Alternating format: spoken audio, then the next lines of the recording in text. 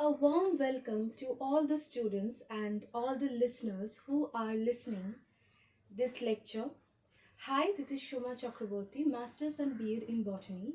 Today, the uh, topic actually I'm going to talk about or discuss about or to be learned about also is the cell division, which is, I guess, quite familiar to all of you, right?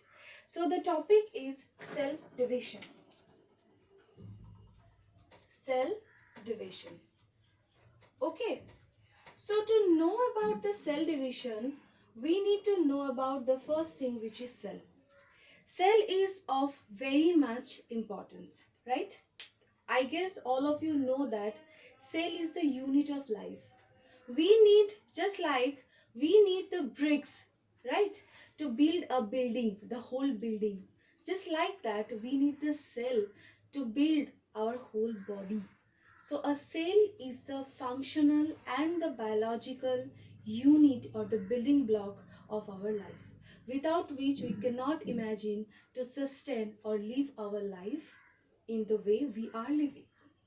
In that little bit of cell, all kinds of functions are being ordered, whether it is biological functions, it is physiological functions, whatever it is happening in that tiny little bit cell, which we cannot be able to visible with our naked eye.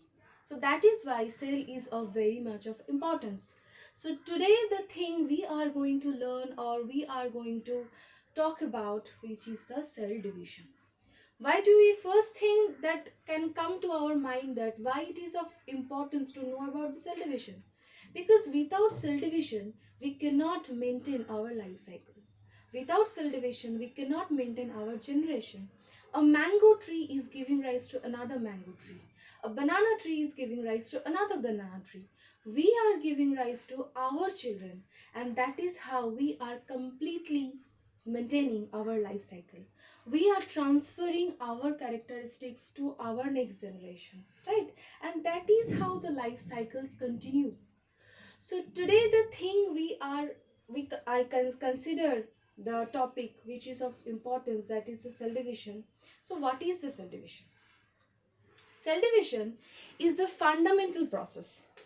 Cell division is a fundamental process without which we just cannot imagine our life. It helps to produce a new individual, it helps to transfer the characteristics, it helps to uh, maintain our generation, it helps to maintain our characteristics to our new generation. So that is why it is a fundamental process. Next, it is active biological process because it is a continuous process. Active biological process through which we are producing new, our own replica, which are having the similar physiological and structural characteristics, which brings up in the continuity in our life. So that is how the cell cycle is of very much importance. Now, what are the actual importance of the cell cycle? To know about the importance of the cell cycle, we need to know the two persons who actually make us realize that cell division is of very much of importance. The two persons are von Mole and Veer Cow. The two persons who made us realize that, or made us understand that, what is the importance of the cell division. What is the cell division? What are the importances? The first thing, it helps us to produce a new individual, right? To produce the new individual. New individual, right? Second thing is to heal the wound. The wound. Whenever we are having a cut or any kind of damaged tissue or any kind of wound, it increases the rate of the cell division. And that is how the damaged tissue or the wound is being repaired by the process of cell division. Next one is to develop the organs. To develop the organs. You know, every organism starts with a single cell. Whenever fertilization occurs, we know the process of the fertilizer, right? When the male gamete and female gamete unites with each other and form the mass of cells. So mass of cells is of no use, right? We don't know which organ it is, which organ it has, which organ it is going to perform. We don't know. Mass of cells, it is of no use. Because of the cell division, it differentiates the different organs, different parts. And that is how when a baby is formed, we identify, we can recognize as which part we are having, right? The hand, the nose, the fingers, the eyes, the nose, and that is how the differentiation growth helps us to produce a complete human body, a complete animal body, a complete organism. So that is how the cell division helps us to produce the new individual, to heal the wound, to develop the organs, right? Next thing we need to know about that what are the different stages or the different types of the cell division. So the cell division is of three types. There are three principal types of cell division. The first one is amitosis. Second one is mitosis. Third one is meiosis. Okay. The three phases together called M phase. What it is called? M phase. It is called the M phase. That means the divisional phase.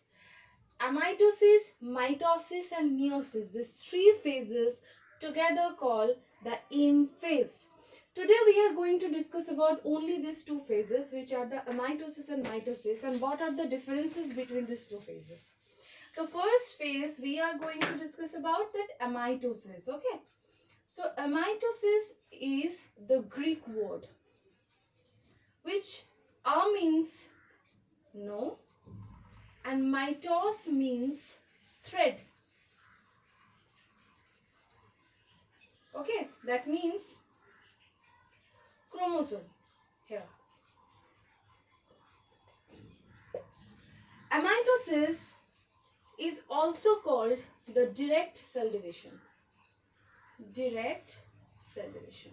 Okay, that means the divisional phase which helps to give rise a new individual without the involvement of spindle formation or the chromosome, that is the thread, is called the amitosis. Okay, so amitosis is also called the direct cell division. Why it is direct cell division? Because the offsprings are produced directly from the parental generation. It doesn't require any involvement of any spindle apparatus or the chromosome. So this is called the direct cell division. So who is the person introduced this amitosis to us? The person is Remek. R-E-M-A-K. Remek is the first person who introduced this amitosis to us. Okay. So now we are going to discuss about one more thing, that amitosis is also called the asexual reproduction. Do you know why? It is called the asexual reproduction because it doesn't require any involvement of male and female gametes. So that is why it is called the asexual reproduction. Now we are going to talk about the stages of the amitosis. The first stage, when the parental cell, for example, if it is a parental cell, okay, and where there is a nucleus, this is the nucleus and this is the cytoplasm. This is the cytoplasm, and this is the whole parental cell. Okay. When the parental cell becomes enlarged in size due to the increased rate of metabolism, it forms the dumbbell-shaped structure.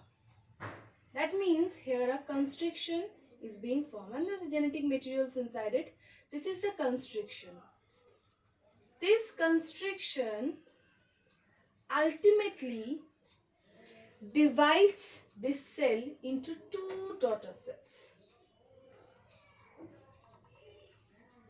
So this is the parental cells become solid or enlarged in size, and it forms this dumbbell shaped structure and the nucleus inside it, genetic material. After that, it forms this two daughter nucleus by formation of this constriction. In short, I am actually explaining this mitosis. So that is how the amitosis occurs in the unicellular organisms or the lower organisms like the bacteria, amoeba, yeast. This kind of lower organisms actually possess this amitosis type of cell division, which is also called the direct cell division and the asexual reproduction. So what are the advantages and disadvantages of the mitosis?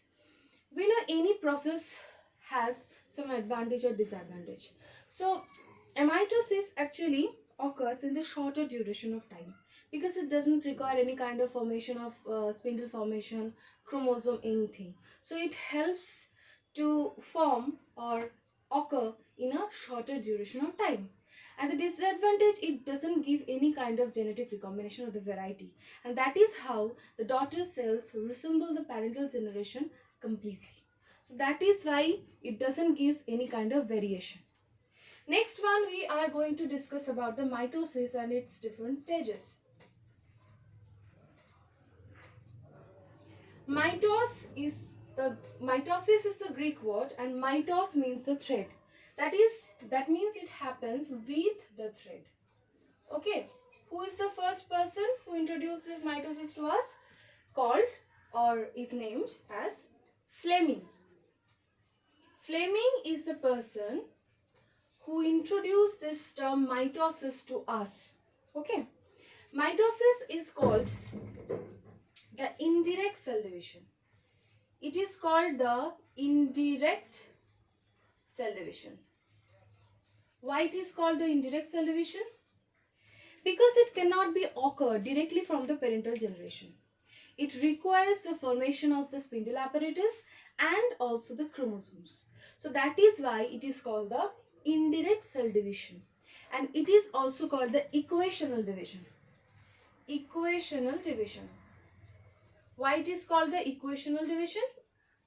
Because the offsprings are being produced from the process mitosis genetically and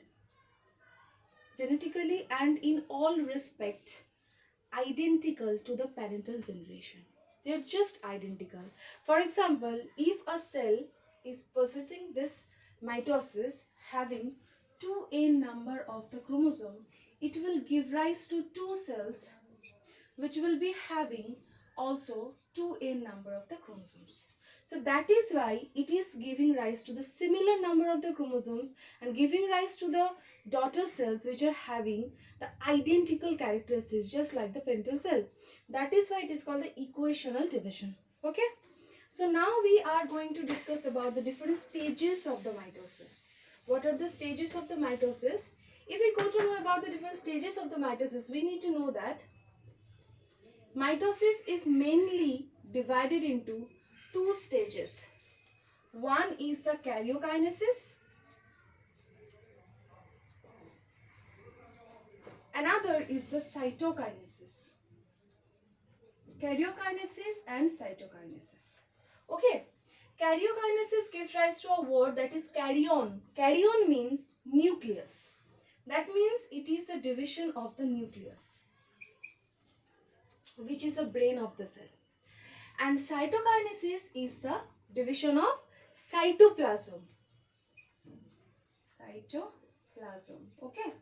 So karyokinesis is the division of the nucleus, and cytokinesis is the division of the cytoplasm. Now we will be discussing about the divisional phase of the karyokinesis, which is divided into 4 phases. The first one is prophase. Okay, the first one is prophase. Second one is metaphase.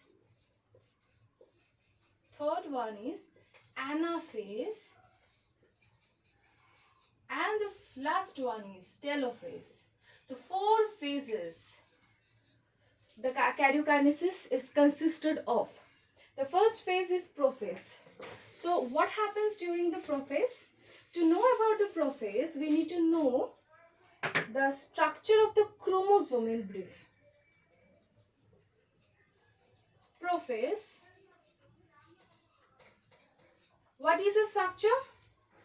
If it is the chromosome,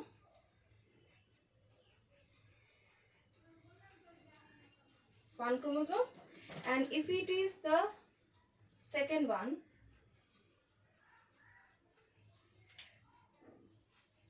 these two are called the chromatids. Chromatids. This is called the centromere. Centromere. Okay. These 2 pairs of chromatids are called the sister chromatids. 2 pairs of the chromatids of the same chromosome is called the sister chromatids. 2 pairs of the chromatids of the different chromosomes are called the non-sister chromatids. These 2 are called the sister chromatids. Okay.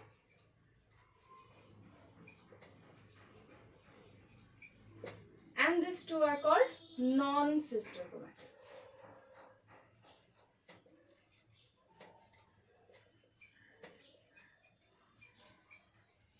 Okay.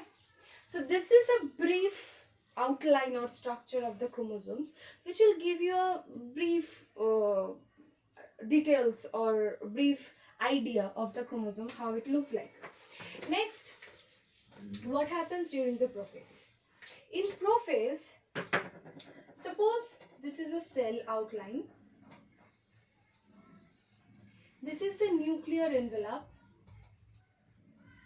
and these are the chromosomes. Just like the rubber band. Coiling. Okay. The pairs of the chromatids become distinct in prophase. It becomes distinct in prophase. Nucleus and nuclear envelope start disappearing. It starts disappearing. And these are the centrioles, and the astral rays are there.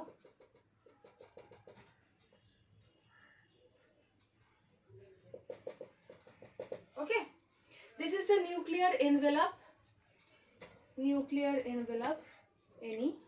This is the chromosome, or it is the chromatids actually. Chromatids. Nuclear envelope, this is nucleolus, aster, and this is a centriole. So what happens during the prophase? The centrioles start moving towards the 2 opposite poles. The chromatids become distinct. Nucleolus and nuclear envelope start disappearing, and the spindle fibers or the apparatus starts forming. These are happen during the prophase. Next phase, which is quite interesting, that is the metaphase. Okay. So what happens during the metaphase? If you go for the identification or the study under the microscope, the cell division actually, the metaphase is clearly visible under the microscope because it can be easily stained under microscope and quite easy to be studied. Okay.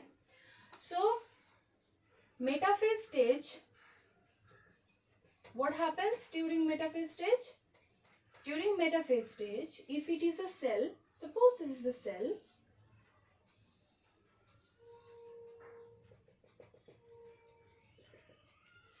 this is a spindle fibers. This is called actually the spindle fibers, which is not required in the asexual reproduction or the amitosis. In case of mitosis, only the spindle fibers are formed, or the meiosis also. So here, these are called, and the chromosomes are attached in the equatorial plane.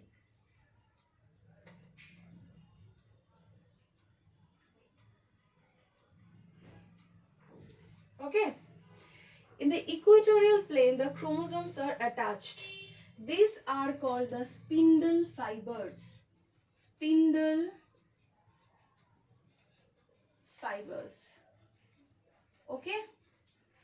And this site where the chromosomes are attached to the spindle fibers called the kinetochore, which helps to attach the chromosome to the spindle fibers, and it becomes arranged in the equatorial plane. This is what happens during the metaphase stage. This is the centrioles and the astrocytes. So this is what happens during the metaphase. Spindle fibers are formed and the chromosomes become arranged in the equatorial plane, and it becomes attached to the kinetochore, which is a disc-shaped structures called. This is where the chromosomes are aligned in the equatorial plane. Okay, this is what happens during the metaphase.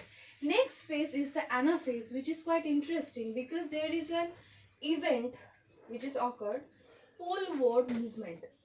Poleward movement. Next stage is the anaphase stage. Okay. So in anaphase stage, what happens if it is a cell? This is a central, the central part, astral rays and central. This is the spindle fibers.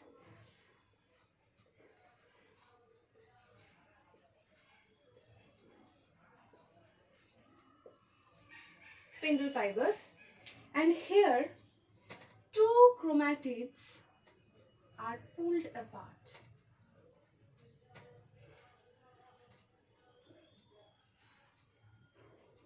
Two chromatids are pulled apart from each other and they start moving towards the two opposite poles.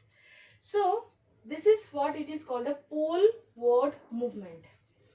These are called the spindle fibers, which you know that already. Spindle fibers, and these are called the interzonal fibers.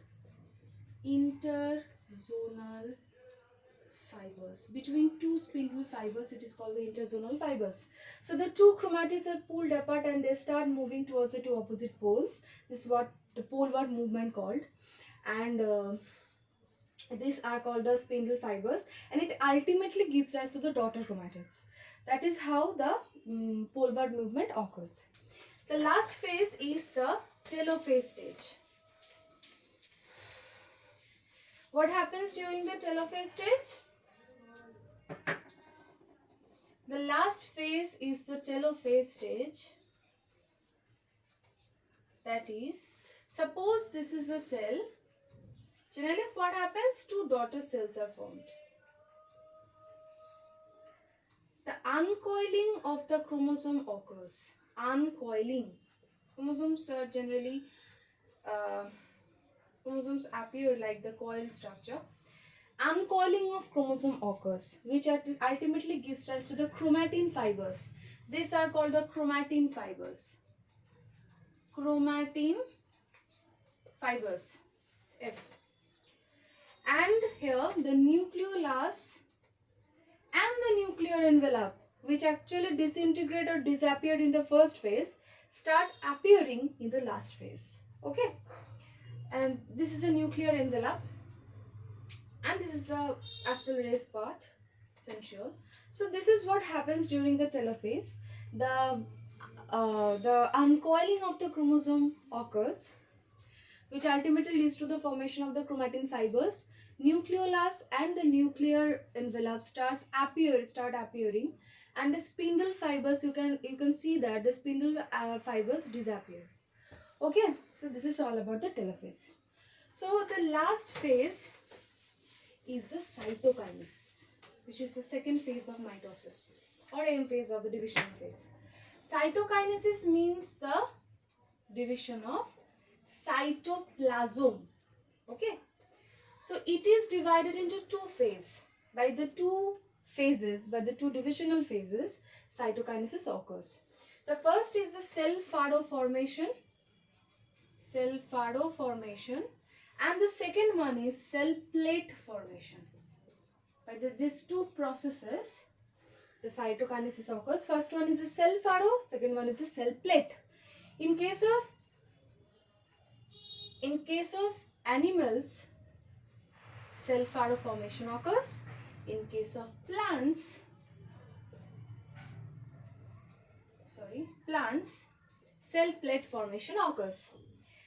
In case of cell fado, a constriction appears in the median region of the cell. It finally divides the cell into the two daughter cells. In case of cell plate, several vesicles come in the equatorial plane, which ultimately leads to the formation of the cell plate in the median region, and finally it divides into the two daughter cells. Cell fado, it means this kind of fado. This is, and ultimately it leads to the two cell. And in case of cell plate, if it is a cell, several vesicles come in the equatorial plane, and it finally forms the cell plate, where all kinds of cellulose, pectin, everything starts laying down here, and finally it divides into the two daughter cells. Okay, so this is all about the cytokinesis, cell fado formation and the cell plate formation. So the last thing we need to know, what are the importances of the mitosis. The mitosis is the equational division or the indirect cell division, which gives rise to the formation of the diploid cell. That means if a cell is having 2n number of the chromosome, it also gives rise to the cell which is having 2n number of the chromosome. So it gives rise to the formation of the diploid cell. It helps to repair the damaged tissue or heal the wound, second one. Third one, it helps to grow and develop. And the fourth thing, it helps to restore the nucleus and the cytoplasmic ratio. So this is all about today. This is all about the cell divisional phase, that is the mitosis and the mitosis and their differences. Today it is all about cell division. It was.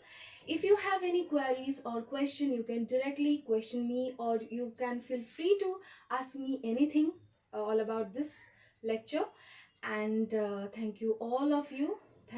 Thanks to all of you for listening, all the listeners for listening. If you have any queries, you can question me. Okay, thank you.